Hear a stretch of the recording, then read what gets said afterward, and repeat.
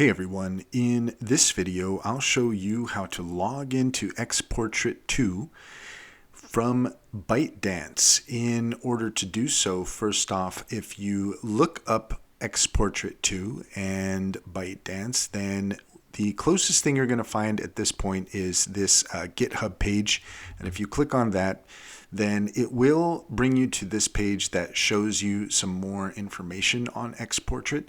However, there is no ability to log in or install.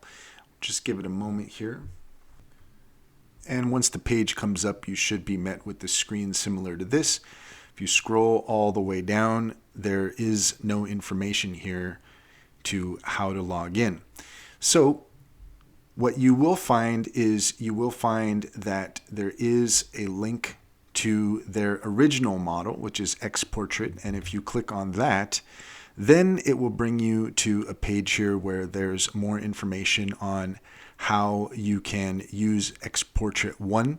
You can see the code here for GitHub.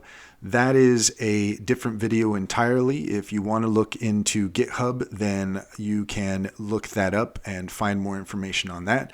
But at the moment, you cannot access X-Portrait 2. At the time of this video, there's no ability to log in.